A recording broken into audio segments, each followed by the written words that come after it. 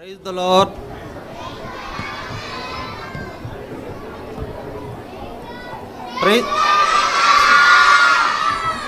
Okay, thank you. మీరందరూ బాగున్నారా?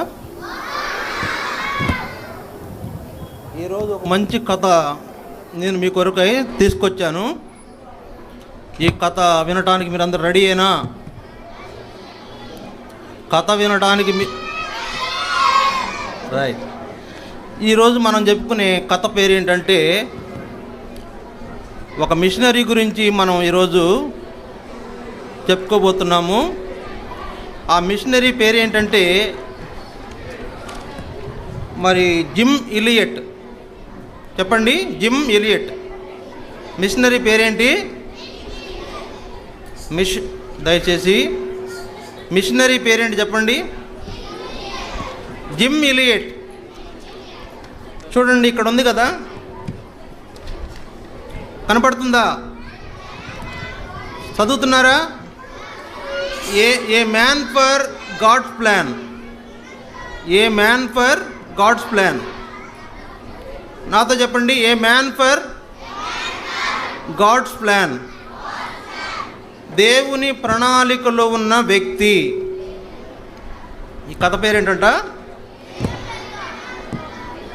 Okay, ఈ కథ మనం నేర్చుకునే ముందు చిన్న ప్రార్థన చేసుకుందామా? మోకరించండి.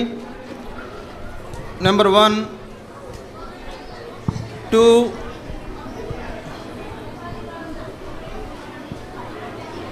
3 నిశ్శబ్దంగా ఉండాలి. ప్రేమగల పరలోక తండ్రి, పరిశుద్ధుడైన దేవాని స్తోత్రాలు. ఈ దినము కర్మేల్లో 5వ రోజు VBS కొరకై మీరు మమ్మల్ని సిద్ధపరిచిన విధానంకై స్తోత్రాలు. ముఖ్యంగా ఈ దినము ఒక నూతనమైన కథ, మరి a man for God's plan అనే కథ జిమ్ ఎలియట్ అనేటువంటి మిషనరీ నుండి, ఆయన జీవితం నుండి మేము నేర్చుకున్నటువంటిగా సహాయం చేయండి. పిల్లలకు మంచి ఆలోచన, జ్ఞానం అనుగ్రహించండి. ఈ మందిరం అంతా కూడా మీ స్వాధీనంలో ఉంచుకోండి. ఎలాంటి ఆటంకం లేకుండా మీరే సహాయం చేయమని మీ రక్త ప్రోక్షణ కోరుకుంటూ విశ్వాసముతో మీ పాదములకు మమ్మల్ని మేము సమర్పించుకుంటూ యేసు ప్రభు నామమున స్తుతించి ప్రార్థిస్తున్నాం తండ్రి, ఆమేన్. మనం నేర్చుకోబోయే కథ పేరు a man for God's plan. దేవుని యొక్క ప్రణాళికలో ఉన్న వ్యక్తి. ఆయన ఎవరంటే, ఆయన పేరు జిమ్ ఎలియట్. మరి ఆయన యొక్క ఊరు ఏ ఊరంటే ఒరేగాన్ అనేటువంటి ప్రదేశంలో, ఆ ప్రాంతంలో ఉన్న పోర్ట్లాండ్ అనేటువంటి ఊరిలో ఆ యొక్క జిమ్ ఎలియట్ జన్మించాడు. ఈ యొక్క జిమ్ ఎలియట్ తన యొక్క బాల్య దినాల్లోనే దేవుణ్ణి తెలుసుకున్నాడు. లేకపోతే జిమ్ ఎలియట్ ఆయన యొక్క తల్లిదండ్రులు, అంటే భక్తిపరులైన తల్లిదండ్రులకు ఆయన జన్మించిన వాడుకున్నాడు. 6 సంవత్సరాల వయసులోనే దేవుణ్ణి తెలుసుకుని దేవుని కొరకై జిమ్ ఎలియట్ అనేటువంటి ఈ వ్యక్తి జీవించటానికి ప్రారంభించాడు. ఆయన యొక్క జీవితంలో 6 సంవత్సరాలకే దేవుణ్ణి తెలుసుకుని అనేకులను దేవుని గురించి అనేకులకు తెలియజేయాలనేటువంటి ఆలోచన కలిగిన వాడు. 6 సంవత్సరాల వయసులోనే, అంటే చైల్డ్ ఏజ్లోనే దేవుణ్ణి గురించి తెలుసుకున్నాడు. దేవుణ్ణి గురించి తెలియని వారికి దేవుని గురించి చెప్పాలనేటువంటి ఆలోచన కలిగిన వాడు. ఈయన యొక్క చైల్డ్ ఏజ్లోనే దేవుణ్ణి తెలుసుకుంట ద్వారా దేవుని యొక్క ఏర్పాటులో తన జీవితం ఉండాలని దేవునికి లోబడి జీవించినటువంటి వాడు. దేవుణ్ణి విశ్వసించి దేవుని ఏర్పాటులో జీవించినటువంటి వాడుగా చైల్డ్ ఏజ్లోనే మనము జిమ్ ఎలియట్ని చూస్తున్నాం. తర్వాత ఆయన టీనేజ్లోకి వచ్చినప్పుడు మరి ఆయన మరి చిన్నతనంలోనే ఆయన పాఠశాలలో చదువుకునేటప్పుడే ఆయనకు ఒక కళ వచ్చిందంట. ఆ కళ ఏంటంటే ఆయన కళలో ఒక పడవ తయారు చేస్తున్నట్టు కళ వచ్చిందంట. ఆ పడవ తయారు చేస్తున్నట్టు కళ వచ్చినప్పుడు ఆయన కళ వచ్చిందని గ్రహించి ఆ కళలో పడవ తయారు చేసినట్లు మరి నేను ఎప్పుడైనా నా యొక్క భవిష్యత్ దినాల్లో నేను ఇలాంటి పడవలో ప్రయాణం చేస్తాను అనేటువంటి ఒక ఆలోచన ఆయనకు కలిగింది. సరే, ఆయన బాల్య దినాల్లోనే ఎలాంటి వాడంటే చాలా మంచి బాలుడు. దేవుణ్ణి తెలుసుకున్నాడు, దేవుని యందు నమ్మకం ఉంచాడు.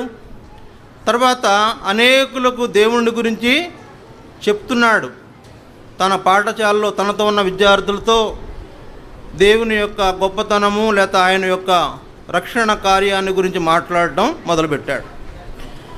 అలాంటి వయసులో 6 ఏళ్ల వయసులోనే, చదువుకునే వయసులోనే పాఠశాలకు వెళ్ళేవాడు. పాఠశాల నుంచి తిరిగి ఇంటికి వచ్చిన తర్వాత అల్లర్చిల్లరిగా ఉండేవాడు కాదంట.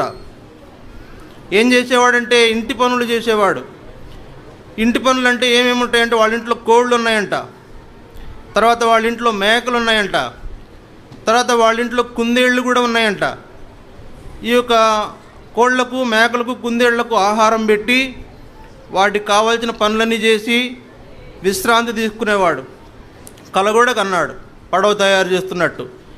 ఎప్పుడైనా నేను ఇలాంటి పడవలో ప్రయాణం చేస్తానని ఆయన అనుకుంటూ వచ్చాడు. ఇది ఆయన యొక్క 6 సంవత్సరాల బాల్యకాలంలో జరిగిన సంగతి.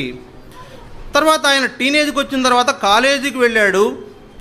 కాలేజీకి వెళ్ళిన తర్వాత కాలేజీ చేరే సమయానికి ఆయన దేవుని యొక్క ఏర్పాటు ఏంటనేది ఎరగాలని ఆయన ఆలోచిస్తూ వచ్చాడు. చూడండి, జిమ్మీ లేట్ అంటే మీకు చెప్తున్నాను కానీ ఆ వ్యక్తిని మీరు చూడలేదు కదా. ఇక్కడ ఈ ఫోటోలో ఉన్న వ్యక్తే జిమ్మీ లేట్ కనపడుతుంది కదా. ఈ ఫోటోలో ఉన్న వ్యక్తే జిమ్మీ లేట్ అనేటువంటి వ్యక్తి. తర్వాత ఆయన ఈ బాల్యంలో ఎంతో మంచి బాలుడిగా ఉన్నాడు. తర్వాత టీనేజ్ వచ్చేటప్పటికి కాలేజీలో చేరాడు. కాలేజీలో చేరిన తర్వాత ఆయనకు మంచి మంచి లక్షణాలు అలవరుచుకుంటూ వచ్చాడు. అదేంటంటే ప్రార్థన చేయటం. కాలేజీలో చేరిన తర్వాత ఆయన ఇంకా ఎక్కువగా నేర్చుకుంటూ వచ్చిన లక్షణాలు ఏంటంటే ప్రార్థన చేయడం. ప్రతిరోజు ప్రార్థన చేయడం నేర్చుకున్నాడు.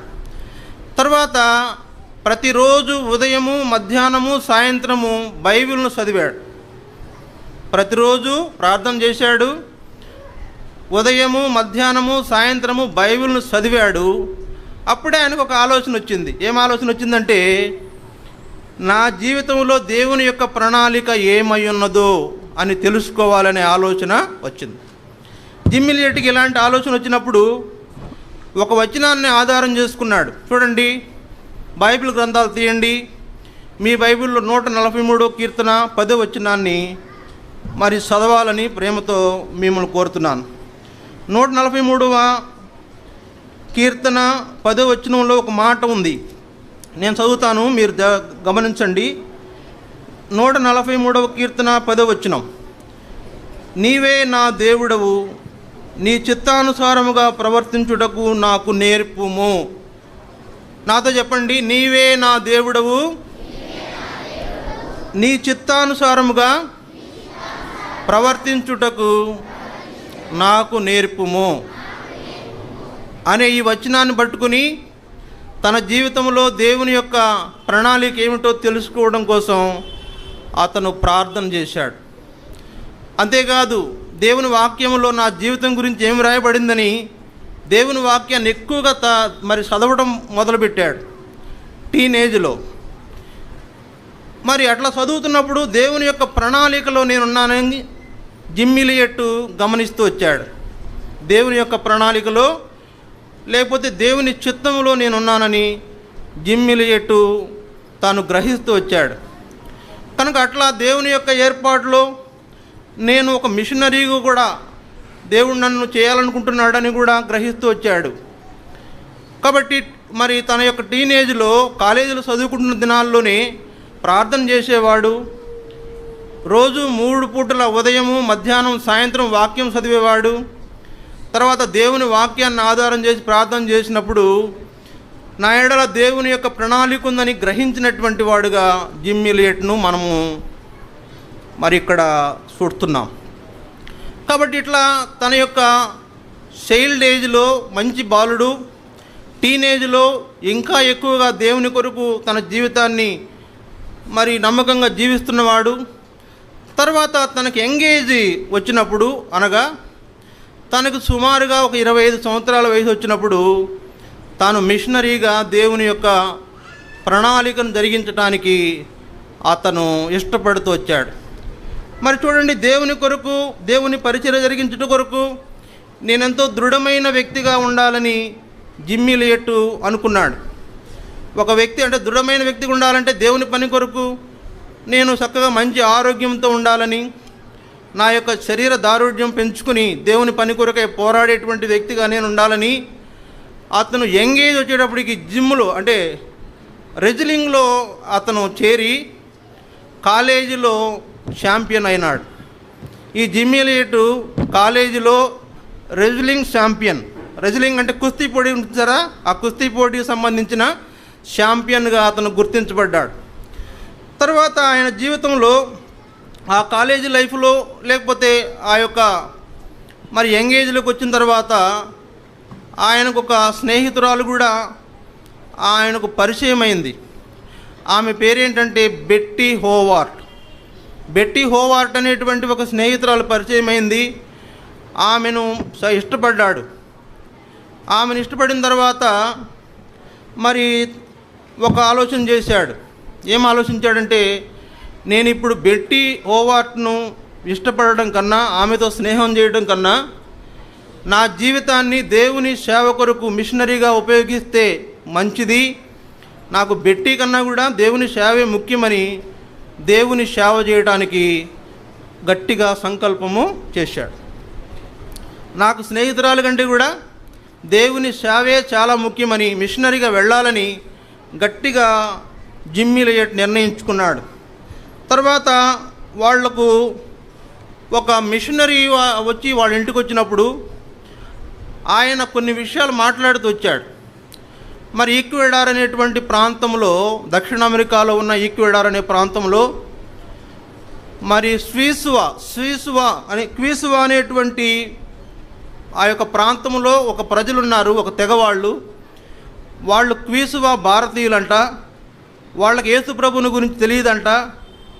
వాళ్ళకి యేసుప్రభుని గురించి తెలియజేసేటువంటి వాళ్ళు మిషనరీలు అవసరం అని అతను మిషనరీ వాళ్ళ ఇంట్లో చెప్తున్నప్పుడు తెలిసి, ఆ తర్వాత ఆ యొక్క మిషనరీ చెప్పిన మాటలను బట్టి మరి ఆ యొక్క ప్రాంతానికి వెళ్ళాలని చాలా ఆశపడ్డాడు. ఆ ప్రాంతానికి వెళ్ళాలని చాలా ఆశపడ్డాడు. మరి చాలా ఆతృత ఎదురు చూశాడంట. నేను ఎప్పుడు ఆ ప్రాంతానికి వెళ్తాను, ఎప్పుడు వాళ్ళకి నేను యేసుప్రభు గురించి చెప్తానని ఆశగా ఎదురు చూశాడంట.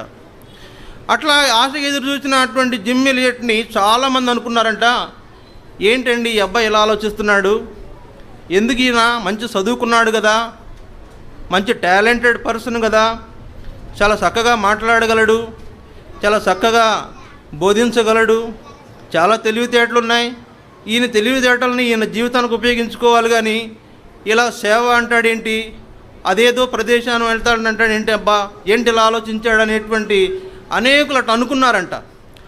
అయితే జిమ్ ఎలియట్ మరి ఏమనుకున్నాడంటే, వాళ్ళ మాటల కంటే నేను దేవుని సేవ చేయడమే చాలా ముఖ్యమని జిమ్ ఎలియట్ గట్టిగా తీర్మానించుకున్నాడు. ఆయన ఒక మాట అన్నాడు వాళ్ళతో. ఏమన్నాడంటే, క్వీసువాలో ఉన్నటువంటి భారతీయులు నశించిపోతూ ఉంటే నేను ఇంట్లో కూర్చుని ఎలా ఉండగలను అన్నాడంట. అక్కడ క్వీసువా భారతీయులు నశించిపోతున్నారు, నేను ఇంట్లో ఉండడానికి నాకు మరి ఎలా ఉండగలను, నేను ఉండలేను, కనుక దేవుని యొక్క సేవ చేయడానికి, మిషనరీగా వెళ్ళటానికి నేను ఇష్టపడతానని వాళ్ళతో చెప్పాడంట. తర్వాత ఇది మనం జ్ఞాపకం చేసుకున్నప్పుడు చూడండి, ఈ యొక్క మరి బొమ్మలు కూడా మనం చూసినప్పుడు ఆయన కాలేజీ లైఫ్లో ఎక్కువగా బైబిల్ను చదువుతూ ఉండేవాడు, ప్రార్థన చేస్తూ ఉండేవాడు, దేవుని ప్రణాళికను గమనిస్తూ ఉండేవాడు. తర్వాత ఆయన కాలేజీలో మరి యవ్వన వయసులో అంటే ఎంగేజ్ అప్పుడు ఆయన కుస్తీలు ఫైటింగ్ కూడా నేర్చుకున్నాడు, అంటే రెజ్లింగ్ నేర్చుకుంటూ వచ్చాడు. తర్వాత ఆయన ఒక రోజున ఆ యొక్క దక్షిణ అమెరికాలో ఉన్నటువంటి ఆ యొక్క ప్రాంతంలో ఈక్వెడార్ అనేటువంటి ప్రాంతానికి ప్రయాణించడానికి ఆయన నిర్ణయించుకున్నాడు. ఆయనతో పాటు అనుకోకుండా ఇంకొక పీట్ ఫ్లెమింగ్ అని ఇంకొక స్నేహితుడు కూడా ఆయన కలిశాడు. పీట్ ఫ్లెమింగ్ ఆయన పేరు. ఈ స్నేహితుడు జిమ్ ఎలియట్ ఇద్దరు కలిసి వాళ్ళు మరి క్విస్వా అనేటువంటి ప్రాంతంలో ఉన్న భారతీయుల యుద్ధకు ప్రయాణం చేయడానికి వాళ్ళు సిద్ధపడ్డారు. వాళ్ళిద్దరూ ప్రయాణం చేస్తున్నప్పుడు ఆ పీట్ ఫ్లెమింగ్ అనేటువంటి వ్యక్తిని కూడా దేవుడు ఆ పరిచర్యకు నియమించి వాళ్ళిద్దరూ కలిసి వెళ్ళాలనుకున్నప్పుడు వాళ్ళిద్దరూ ఓడలో ప్రయాణం చేశారంట. వాళ్ళు ఉన్నటువంటి ప్రాంతం నుండి ఆ ఈక్వెడార్ అనేటువంటి ప్రాంతానికి వెళ్ళడానికి ఓడలో ప్రయాణం చేసినప్పుడు జిమ్ ఎలియట్కు ఒక విషయం గుర్తొచ్చింది. జిమ్ ఎలియట్కు ఏం గుర్తొచ్చిందంటే 6 ఏళ్ల వయసులో బాల్య దశలో కలగన్నాడు కదా, నేను ఎప్పుడైనా మరి పడవ తయారు చేసినట్టు కలగన్నాడు, అప్పుడు నేను ఎప్పుడైనా ఇలాంటి పెద్ద పడవలో నేను ప్రయాణం చేస్తానేమో అనుకున్నాడు కదా. అది ఇక్కడ ఈ సమయంలో అతను నెరవేరినట్టుగా అర్థం చేసుకున్నాడు. దేవుడు నాకు చూపించిన కళ ఈ రీతిగా నా జీవితంలో నెరవేరుస్తున్నాడని గ్రహించిన వాడుగా జిమ్ ఎలియట్ ఉన్నాడు. తర్వాత వాళ్ళు ప్రయాణిస్తున్నప్పుడు వాళ్ళ యొక్క ప్రయాణంలో చాలా సంతోషంగా ఫీల్ అయ్యాడంట. నేను దేవుని పని కొరకు మిషనరీగా వెళుతున్నాను, నేను దేవుని యొక్క పరిచర్య చేయడానికి వెళుతున్నాను, ఇది నాకెంతో సంతోషం, నాకెంతో ఆనందం కలిగిస్తుంది అని చాలా థ్రిల్గా సంతోషంగా ఫీల్ అయ్యాడని అక్కడ కథలో మనకు తెలియజేయబడుతూ ఉంది. తర్వాత ఆసక్తిగా మరి ఈక్వెడార్ అనే ప్రాంతానికి చేరుకున్నాడు. చాలా ఇంట్రెస్టింగ్గా ఈక్వెడార్ అనే ప్రాంతానికి చేరుకుని అక్కడ మరి చేరుకున్న తర్వాత ఈయన జిమ్ ఎలియట్ ఈక్వెడార్కి వెళ్ళిన కొన్ని దినాల తర్వాత దేవుడు తన స్నేహితురాలైన బెట్టీ హోవార్ట్ను కూడా దర్శించడం ప్రారంభించాడు. తన యొక్క కాలేజీలో బెట్టీ హోవార్ట్ అనే స్నేహితురాలు ఉంది కదా, దేవుడు ఆమెను కూడా దర్శించి ఆమెతో కూడా మాట్లాడి ఆమె కూడా ఈక్వెడార్ వెళ్ళడానికి, ఆ క్విస్వా భారతీయులు ఉన్న ప్రాంతానికి వెళ్ళడానికి ఆమెను కూడా దేవుడు ప్రేరేపించాడు. తర్వాత ఆ యొక్క మరి బెట్టీ అనే తన స్నేహితురాలు ఈక్వెడార్ చేరుకున్నప్పుడు మరి జిమ్ ఎలియట్ చాలా సంతోషించాడు, చాలా ఆనందపడ్డాడు. నా స్నేహితురాలు కూడా ఇక్కడికి వచ్చింది అని చాలా ఆనందపడ్డాడు. అట్లాంటి సమయంలో మరి ఈక్వెడార్లో ఉన్నటువంటి ఆ యొక్క మరి ఆ పని కొరకై వెళుతున్నప్పుడు వాళ్ళు ఈక్వెడార్ చేరుకున్నప్పుడు మరి వాళ్ళు ప్రయాణించి వాళ్ళు షాండియా అనేటువంటి మిషన్ స్టేషన్కు చేరుకున్నారు. షాండియా అనేటువంటి మిషన్ స్టేషన్కు వాళ్ళు చేరుకున్నారు. షాండియా అనే మిషన్ స్టేషన్ చేరుకున్నప్పటికీ మరి వాళ్ళు చాలా ప్రయాణం చేశారంట. ఎలాంటి ప్రయాణం చేశారంటే చాలా దట్టమైన అడవిలో ప్రయాణం చేశారంట. వాళ్ళ ప్రయాణంలో దాదాపుగా 3 గంటల పాటు దట్టమైన అడవిలో నడవటానికి వీలుగా అడవిలో ప్రయాణం చేసుకుంటూ దేవుని పరిచర్యకని వాళ్ళు ఎంతో సంతోషంగా మరి ఆ ప్రాంతానికి, షాండియా అనే ప్రాంతానికి, ఆ మిషన్ స్టేషన్కు వాళ్ళు చేరుకున్నారు.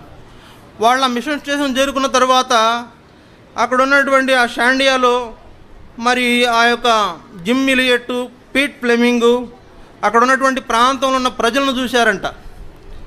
అక్కడ షాండియాలో అంటే క్విస్వా అనేటువంటి తెగవాళ్ళు ఉన్నటువంటి భారతీయులు ఉన్నటువంటి ప్రజలను చూసినప్పుడు వాళ్ళు ఎలా ఉన్నారంటే కళ్ళు ముదురుగా ఉన్నాయంట, లేదా జుట్టంతా నల్లగా ఉండి ఒక అనాగరిక ప్రజల్లాగా వాళ్ళు కనపడ్డారంట. వాళ్ళని చూసినప్పుడు వీళ్ళతో ఎలా స్నేహం చేయాలి అని ఆలోచించి వాళ్ళ గురించి ఎక్కువగా తెలుసుకోవడానికి ప్రయత్నం చేశారు. అసలు వీళ్ళని ఎలా మనం పరిచయం చేసుకోవాలి, వీళ్ళతో ఎలా స్నేహం చేయాలి అని తెలుసుకోవడానికి ప్రయత్నం చేసి వాళ్ళతో స్నేహం చేయడానికి వాళ్ళు ఇష్టపడుతూ వచ్చారు. అలాంటి సమయంలో వాళ్ళు ఏం చేసినారంటే, వాళ్ళ ఆహారంగా ఏం తీసుకున్నారంటే బనానా సూప్ తీసుకున్నారు. కాఫీ తాగి టిఫిన్ ముగించి వాళ్ళు దేవుని యొక్క పరిచర్య చేయడానికి వాళ్ళు ముందుకు కదిలారు. ఆ సమయంలో అక్కడ అనేక మంది క్విస్వా భారతీయులు, ఆ ప్రాంతంలో ఉన్నటువంటి క్విస్వా వాళ్ళు, అక్కడ ఉన్న అనేక మంది పురుషులైన వాళ్ళు బ్రదర్సు, మరి వాళ్ళని కలుసుకుని వాళ్ళతో మాట్లాడి, వాళ్ళతో స్నేహం చేయడానికి ఇష్టపడి వాళ్ళతో మాట్లాడి, వాళ్ళ ఇంటికి వెళ్ళి వాళ్ళను తన ఇంటికి ఆహ్వానించి తన యొక్క స్నేహితులుగా వాళ్ళను జిమ్మిలియేట్ చేసుకున్నాడు. తర్వాత వాళ్లకు అక్కడ ఉన్నటువంటి యవనస్తులైనటువంటి వాళ్లకు, యంగర్ బ్రదర్స్కి, ఇంకా అనేక మందికి దేవుని యొక్క కథలను చెప్పడం మొదలుపెట్టాడు జిమ్మిలియేట్. దేవుని కథలను చెప్తా ఉన్నాడంట. ఆ కథలు వాళ్ళు విన్నప్పుడు సంతోషంగా వాళ్ళందరూ కూడా జిమ్మిలియేట్తో స్నేహం చేయడానికి వాళ్ళు ఇంట్రెస్ట్గా ఉన్నారని. తర్వాత వాళ్ళు అలాగా కథలు చెబుతూ వాళ్ళందరినీ కూడా దేవుని వైపు నడిపించేటువంటి ఉద్దేశంలో వాళ్ళు ఉండగా వాళ్ళకు తెలిసిందంట ఇంకొక ప్రదేశం ఉంది. ఆ ప్రదేశంలో ఔకా అనేటువంటి తెగవాళ్ళు ఉన్నారు. వాళ్ళ దగ్గరికి కూడా ఈ మాటలు తీసుకువెళ్ళాలి, ఈ సువార్త, ఈ బైబిల్ విషయాలు వాళ్ళకు కూడా మేము తెలియజెప్పాలని. వాళ్ళు ఎప్పుడు ఇలాంటి కథలు వినుండరు. కాబట్టి దేవుని గురించి తెలియజెప్తే వాళ్ళు దేవుణ్ణి తెలుసుకుని రక్షించబడతారని జిమ్మిలియట్ భావించి ఆ ప్రాంతానికి వెళ్ళటానికి కూడా ఆలోచన చేసినాడంట. తర్వాత వాళ్ళు ఔకా వెళ్ళడానికి ముందు మరి ఏం చేసినారంటే ఆ విషయమై కొన్ని రోజులు ప్రార్థన చేశారు. ప్రభువా, మరి మేము క్విస్వా ప్రాంతానికి తీసుకురాబడ్డాము, ఇక్కడ కొంతమందికి మేము వాక్యము కథలు చెప్పగలిగాము. అయితే ఇంకో ప్రదేశం ఉంది, ఔకా అనేటువంటి ఆ తెగవాళ్ళు అక్కడ ఉన్నారు, అది కొంత ఇంకా వేరే ప్రాంతంలో ఉంది, మేము అక్కడికి వెళ్ళాలి, మీరు మాకు సహాయం చేయండి అని ప్రార్థన చేశారంట. ప్రార్థన చేసినప్పుడు మరి కొన్ని రోజుల్లో అంటే అలా ప్రార్థన చేస్తూ ఉండగా కొన్ని రోజుల తర్వాత ఆ ప్రదేశం అంతా చాలా భయంకరమైన వర్షం పడి వరద వచ్చిందంట. వరద వచ్చి వీళ్ళున్న మిషన్ స్టేషన్లో మరి నిర్మించుకున్నటువంటి ఇళ్ళన్నీ కొట్టుకుపోయినాయి అంట. వాళ్ళ సామాగ్రి అంతా కొట్టుకుపోయిందంట. ఆయన కూడా ఏమాత్రం అదే పడకుండా అతనితో ఉన్న వాళ్ళు స్నేహితులు అందరూ కలిసి మళ్ళా అక్కడ అవన్నీ రిపేర్ చేసుకుని వాళ్ళు కంటిన్యూ అవుతున్నారు. ఆ సమయంలోనే క్విస్వా అనేటువంటి ఆ ప్రాంతంలో ఉండే వాళ్ళ అంటే ఆ తెగకు చెందిన పెద్దవాడైనటువంటి వ్యక్తి నుంచి, క్విస్వా చీఫ్ నుండి లేదా క్విస్వా అధ్యక్షుడి నుండి వాళ్ళ కబురు వచ్చిందంట. వాళ్ళకి కబురు చేశారంట. అధ్యక్షుడు కబురు చేశాడు జిమ్మిలియట్కు. ఏమని కబురు చేశాడంటే, అయ్యా ఇక్కడికి రండి, ఇక్కడ మా పిల్లలు ఉన్నారు, ఇక్కడ మీరు పాఠశాల కూడా నిర్మాణం చేస్తే బాగుంటుంది, మా పిల్లలు కూడా చదువుకుంటారని ఆ యొక్క జిమ్మిలియట్ని ఆ క్విస్వా పెద్ద ఆహ్వానించినాడంట. సరే, జిమ్మిలియట్కి ఒక విషయం అర్థమైంది. ఏంటంటే, మేము అక్కడ ఆ యొక్క ప్రాంతంలో, ఆ ప్రాంతం పేరేంటంటే పుయుపుంగ్. ఆ ప్రాంతం పేరేంటి? పుయుపుంగ్. ఆ ప్రాంతంలో ఉన్నటువంటి వాళ్ళు కూడా దేవుణ్ణి తెలుసుకునే ఉద్దేశంలో ఇలియట్ ఇలా ఆలోచించాడంట. ఏమని? ఇక్కడ ఒక మిషనరీ అవసరం, ఒక మిషనరీ ఫ్యామిలీ అవసరం, ఇక్కడ ఒక పాఠశాల కట్టబడితే ఒక మిషనరీ ఫ్యామిలీ అవసరమని ఆలోచించి అక్కడ అందుకనే దేవుడు తన స్నేహితురాలైన బెట్టి హోవార్డ్ని ఈ ప్రదేశానికి తీసుకొచ్చాడని ఆమెను వివాహం కూడా చేసుకున్నాడని. వివాహం చేసుకుని వాళ్ళు పుయుపుంగ్ అనేటువంటి గ్రామంలో వాళ్ళు మిషనరీ పని ప్రారంభించారు. వాళ్ళు అనేక రకాలైనటువంటి అనేక దినాలు అక్కడ పనిచేస్తుండగా వాళ్ళు ఇంకా అనేకమైన ఇతరమైన పనులు కూడా చేస్తూ వచ్చారు. ఆ యొక్క శాండియా అనేటువంటి ప్రాంతంలో అనేకమైన ఇళ్ళు నిర్మాణం చేస్తూ వచ్చారు. అక్కడ అలా జీవిస్తున్నటువంటి వాళ్ళు మరి వాళ్లకు ఒక పాప కూడా పుట్టింది, లెహరి అని. ఆ పాప పేరేంటంటే, ఆ పాప పేరు వాలేరి అనే పాప కూడా పుట్టింది. జిమ్మిలియట్కు బెట్టి హోవార్డుకు పెళ్ళైన తర్వాత వాళ్ళకి వాలేరి అనే ఒక పాప పుట్టింది. ఆ పాపను పుట్టినప్పుడు అతను దేవుణ్ణి స్తుతించాడు. దేవుడు చాలా మంచివాడు, నాకు కుమార్తెనిచ్చినాడని దేవుణ్ణి స్తుతిస్తూ వాళ్ళ కుటుంబంతో ఆ ప్రాంతంలో మిషనరీ పరిచర్య జరిగిస్తూ ఉన్నటువంటి వాడు. అలా పరిచర్య జరిగిస్తున్నప్పుడు అక్కడ మరి వాళ్ళు మరి ఇంకా అవతలు ఉన్నారు కదా, ఔకా ప్రాంతంలో ఉన్నటువంటి తెగవాళ్ళ కోసం వెళ్ళాలనేటువంటి భారం వారిలో కలిగింది. ఔకా అనేటువంటి ప్రాంతానికి వెళ్ళాలి, అక్కడ ఉన్న వాళ్లకు దేవుడి గురించి చెప్పాలని వీళ్ళు ఆలోచించడం మొదలుపెట్టారు. ఆలోచిస్తుండగా వాళ్ళకు ఒక విషయం తెలిసింది. ఈ క్విస్వా ప్రాంతంలో ఉన్నటువంటి వాళ్ళు చాలా మంచివాళ్లే, వాళ్ళు కొంత మనల్ని ముందుగా చేర్చుకోవడానికి అంత ఇష్టపడకపోయినా తర్వాత వాళ్ళు ఎట్లయినా మనకు కలిసిపోయారు. కానీ ఇప్పుడు మేము వెళ్ళబోతున్న ఔకా అనేటువంటి ప్రాంతం వాళ్ళైతే చాలా దుర్మార్గులు, క్రూరులు. వాళ్లకు కొత్త వాళ్ళు ఎవరైనా కనపడితే వాళ్ళని ద్వేషిస్తారంట, వాళ్ళని చంపేస్తారంట అని వాళ్ళకు తెలిసింది. తెలిసినప్పుడు తన భార్య అయిన బెట్టీ హోవార్డ్తో కలిసి మాట్లాడాడు జిమ్ ఎలియట్. ఏమని మాట్లాడాడు? అవతల ఉన్న ఆ ప్రాంతంలో ఉన్నటువంటి తెగవాళ్ళు చాలా దుర్మార్గులంట, క్రూరులంట, వాళ్ళకి ఎవరైనా కొత్త వాళ్ళు కనపడితే వాళ్ళని చంపేస్తారంట. ఏం చేయాలని తన భార్యతో మాట్లాడుతూ వచ్చినప్పుడు, వాళ్ళ మధ్యన డిస్కషన్ జరిగినప్పుడు జిమ్ ఎలియట్ అన్నాడంట, అవసరమైతే వాళ్ళ రక్షణ కొరకు నా ప్రాణాలు పోయినా పర్వాలేదని అన్నాడంట. అవసరమైతే వాళ్ళ రక్షణ కొరకు నేను చనిపోవడానికి కూడా నాకు ఇష్టమే అని అట్లా మానసికంగా తను మిషనరీ పనికి తను సిద్ధపరచుకున్నాడు జిమ్ ఎలియట్. అట్లా వాళ్ళు ఏం చేసినారంటే, వాళ్ళు ఉన్నటువంటి ప్రాంతం నుండి ఔకా తెగ ఉన్నటువంటి వాళ్ళు ప్రాంతానికి వాళ్ళు ఏం చేసినారంట, ఆ ప్రాంతానికి వెళ్ళి అక్కడ వాళ్ళతో స్నేహం చేయడానికి వాళ్ళకి ఏం చేశారంటే బహుమతులు ఇస్తూ వచ్చారంట. వాళ్ళతో స్నేహం చేయడానికి వాళ్ళకు బహుమతులు ఇస్తూ వచ్చారు. బహుమతులు ఇచ్చారంట. ఏమేమి బహుమతులు ఇచ్చారంటే చూడండి, ఏమేమి బహుమతులు ఇచ్చారు అంటే, వాళ్ళకు కావాల్సిన సొక్కాయలు, వాళ్ళకు కావలసిన మరి ఇంకా అనేకమైన దువ్వెనలు, చొక్కాలు, ప్యాంట్లు, వాళ్ళు వ్యవసాయం చేసేవాళ్ళు కనుక కత్తులు, గొడ్డళ్ళు ఇలాంటివి వాళ్లకు బహుమతులకి ఇచ్చారంట వాళ్ళతో స్నేహం చేయడానికి. అలా బహుమతులు ఇవ్వడానికి వాళ్ళు వాళ్ళు విమానం వేసుకుని చక్కర్లు కొట్టారంట. అక్కడ చూడండి, ఇక్కడ బొమ్మలో ఉంది కదా, ఇట్లా విమానం వేసుకుని ఆ ప్రాంతం అంతా తిరిగారంట. ఆ ప్రాంతం అంతా తిరిగి ఆ ప్రాంతంలో ఆ విమానంలో నుండి వాళ్ళకు వస్తువులు జారవిడిచారంట బహుమతులుగా. ఈ బహుమతులుగా వాళ్ళ వస్తువులు జారవిడిచిన తర్వాత వాళ్ళు అలా వస్తువులు జారవిడుతున్నప్పుడు కొంతమంది చూసి భయపడ్డారంట. ఏంట్రా నాయన, విమానాల నుంచి ఏంటో పడుతున్నాయి, బాంబులా ఏంటి, వీళ్ళు ఎవరైనా మన మీద దాడి చేయడానికి వచ్చారు ఏంటని భయపడ్డారంట.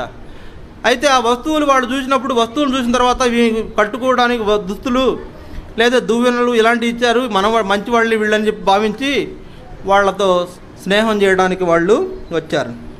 వాళ్ళు ఇష్టపడ్డారు. తర్వాత వాళ్ళను చూడడానికి వాళ్ళ దగ్గరికి, విమానం దగ్గరికి పరుగెత్తుకుంటూ వెళ్ళారంట. వాళ్ళని కలుసుకున్నారంట. వాళ్ళని కలుసుకుని వాళ్ళతో కలిసి ఆనందించారంట. ఆనందించిన తర్వాత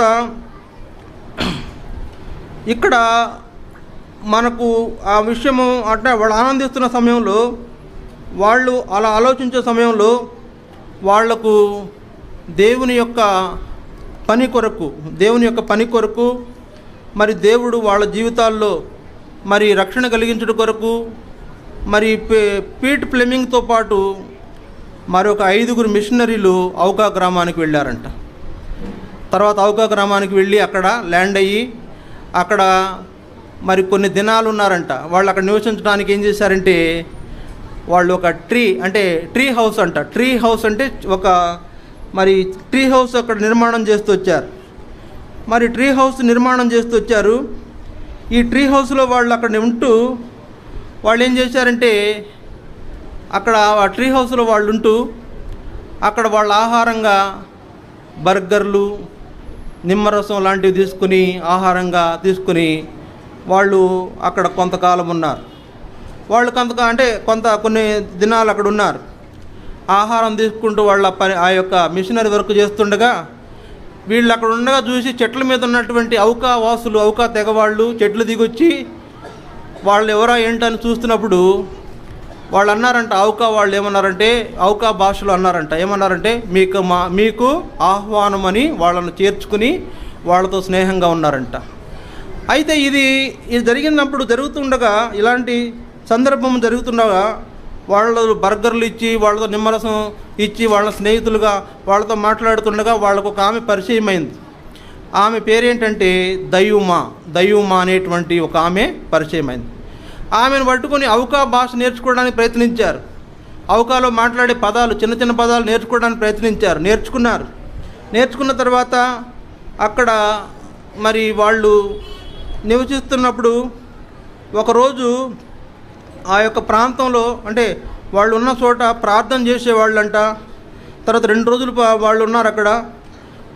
వాళ్ళు ప్రార్థన చేస్తూ ఉండేవాళ్ళు. అక్కడ ప్రాంతంలో జీవించడం ఎలా అనే అలవాటు చేసుకుంటూ ఉండగా వాళ్ళు ఒక ఇన్ఫర్మేషన్ ఇచ్చారంట. ఏమనంటే వాళ్ళ మిషనరీ ఫ్యామిలీస్కి ఒక ఇన్ఫర్మేషన్ ఇచ్చారంట. రేడియో ద్వారా సమాచారం ఇచ్చారంట. ఏమనంటే మేము ప్రస్తుతం ఇక్కడ మా పని బాగా జరుగుతుంది, మేము ఇప్పుడు ప్రదేశానికి వెళ్ళబోతున్నాము, అక్కడికి వెళ్ళొచ్చిన తర్వాత మళ్ళీ 4:30 గంటల సమయంలో మీకు మేము సమాచారం ఇస్తామని వాళ్ళు ఆ నదిలో కొంతమంది వెళుతూ ఉంటే నదిలోకి వెళ్ళేటువంటి వాళ్ళ దగ్గరికి వీళ్ళు సువార్త ప్రకటించాలని వాళ్ళని కలుసుకోవడానికి వాళ్ళు దొరికెళ్ళినప్పుడు అక్కడ 4:30కు సమాచారం ఇస్తానని చెప్పారు కదా. 4:30 వరకు సమాచారం ఇస్తానని ఎదురు చూస్తూ ఉండగా 4:30కు సమాచారం రాలేదంట. 4:30కు రేడియో మోగట్లేదంట, నిశ్శబ్దంగా ఉండిందంట. అప్పుడు సమాచారం లేదు. ఏమైపోయారు వీళ్ళు, సమాచారం రావట్లేదు. అంతకుముందు చక్కగా బాగా మాట్లాడుతుండేవాళ్ళు, వాళ్ళు ఏం చేస్తున్నారు, అక్కడ ఏం జరుగుతుందో చెప్తూ ఉండేవాళ్ళు. ఇప్పుడు వీళ్ళు సమాచారం రాలేదు, వీళ్ళు ఏమయ్యారని వాళ్ళు ఆందోళన చెంది వాళ్ళు ఒక పెద్ద వాళ్ళు పరిశీలించేటువంటి ఒక బృందాన్ని పంపించారంట. ఒక పెద్ద బృందాన్ని పంపించారంట. ఏమయ్యారో వాళ్ళు కనుక్కోవడానికి పంపిస్తే వాళ్ళు ఆ బృందం వెళ్ళి అక్కడ చూసినప్పుడు అక్కడ ఇలియట్తో అడవిలోకి లేకపోతే ఆ నది ప్రాంతానికి వెళ్ళినటువంటి ఇలియట్తో వెళ్ళినటువంటి 5 మిషనరీలు, 5 ఇలియట్తో కలిపి 5 మిషనరీలు అక్కడ చంపబడ్డారనేటువంటి వార్త వాళ్ళు తీసుకొచ్చారంట.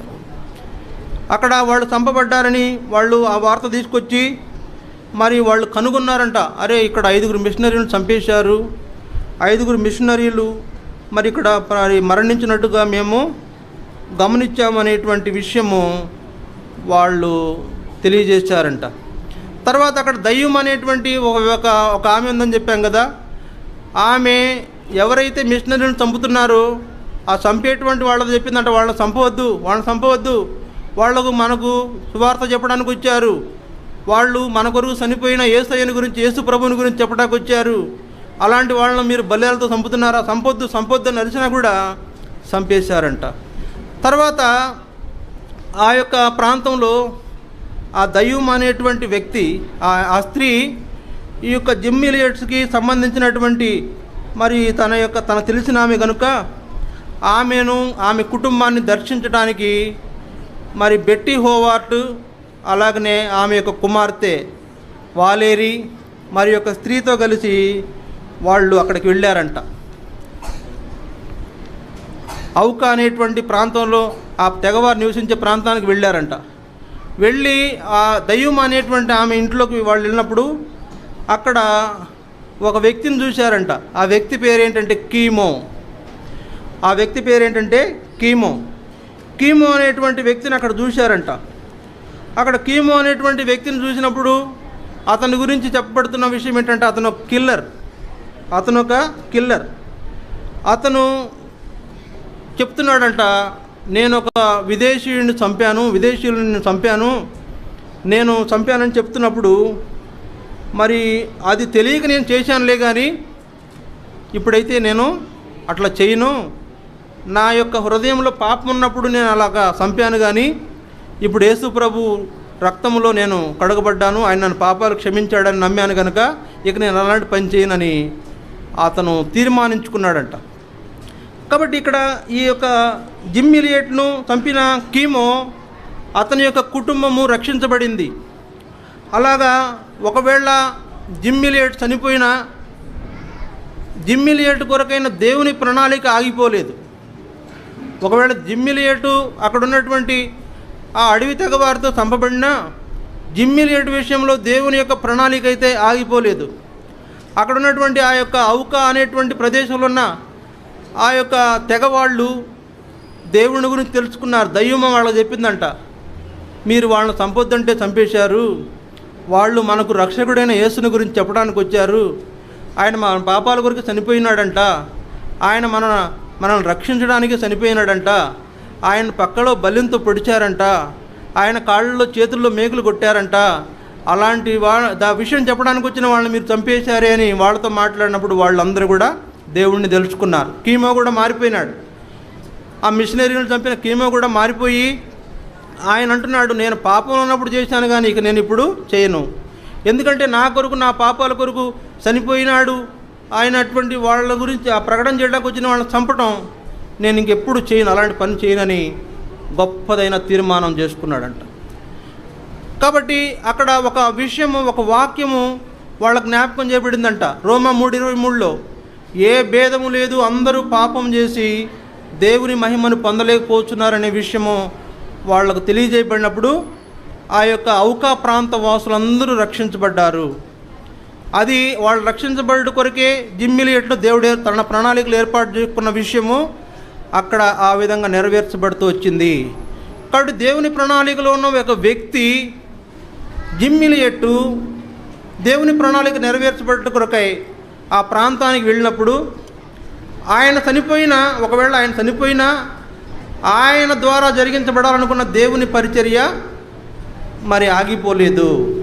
ఔకా ప్రాంతంలో వాళ్ళందరూ కూడా రక్షించబడ్డారు.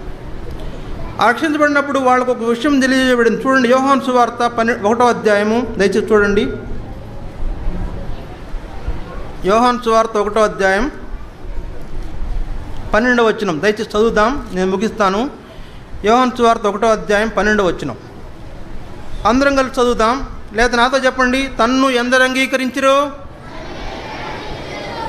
అనగా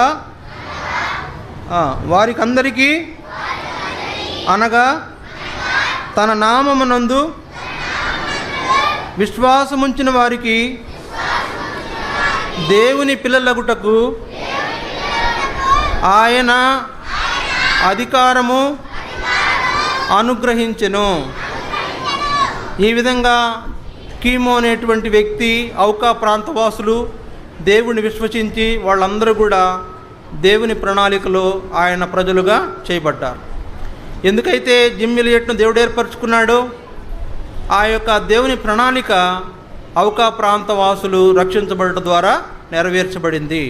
కనుక దేవుని ప్రణాళికలో ఉన్న వ్యక్తులందరూ కూడా రక్షించబడాలని దేవుడు కోరతాడు. ఇప్పుడు మీలో ఎందరూ రక్షించబడాలని తీర్మానం చేసుకుంటున్నారు అనేది తీర్మానించుకొని మనం రక్షించబడాలనే ఈ కథ యొక్క ఉద్దేశం. ప్రార్థన చేస్తాం.